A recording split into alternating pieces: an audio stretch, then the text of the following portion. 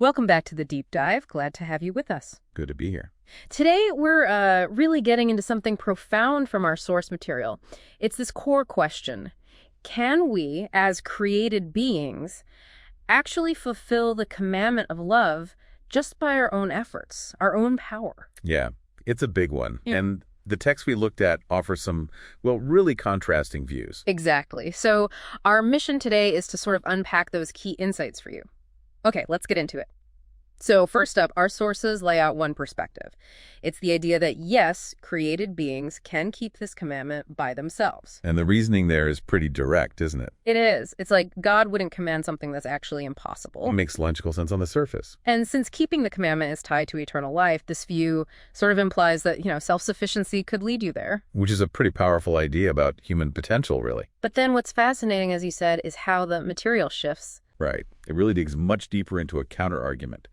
And the main takeaway emerging there is, quite the opposite. Created beings cannot keep the commandment of love just through their own power. So not possible on our own steam, then? Not according to this dominant perspective in the sources. It argues it's only possible through God's grace. Okay, grace. That's a huge concept. So if we follow this second line of thought, what does it actually mean for our ability to love? Does it take away our effort completely? Not completely, no. It's more like the foundation changes, your very ability to love God, to love your neighbor, to keep the commandment. It all hinges on first receiving God's love, knowing it. So it's built into the structure of things. Exactly. Built into creation itself, according to these texts. Eternal life flows from that grace-enabled love, not just from trying really hard on your own. So love is less about just conjuring it up inside ourselves and more a response. Precisely. A response to a divine gift that comes first. And this grace, it's presented as a freely given gift, right? Not something earned. Absolutely. God actively pours it out. It's freely offered. But, and this is key, created beings have freedom. Meaning we can turn it down. Exactly. You can reject the grace. Yeah. And if you refuse it, the sources say, then you simply can't keep the commandment. God's willingness doesn't override your freedom to say no. And the material is really clear that God is always willing, isn't it? Very clear. It uses that analogy you mentioned earlier. Right. The mother and child wanting milk. If the mother holds back, it's on her. But if she offers and the child refuses, then it's the child's choice, the child's fault. It's not about God withholding. They even bring up hell. Yeah, that example. Hell's fall wasn't because God didn't offer grace, but because hell actively refused it. It really frames it as our choice. That freedom is central. Which leads us to this next really striking point in the sources about the present structure of creation. Yes. This is where it gets very interesting. They argue that free will, it actually cannot be granted or completed without the cross.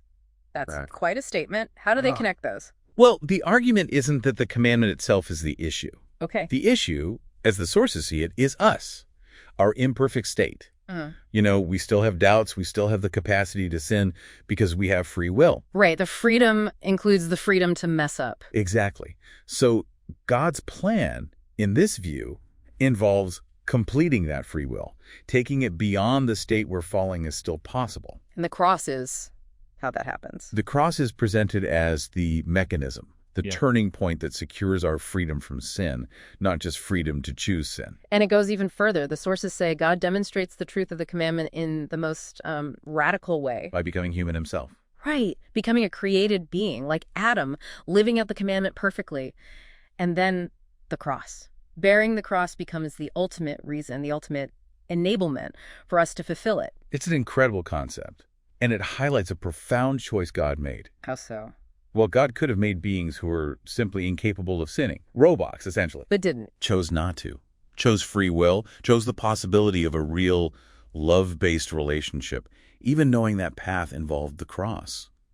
It reframes love as something much deeper than just following rules. And the sources don't shy away from the cross. They explicitly call the cross painful. Yes, painful for God, Father, and Son. Immense suffering.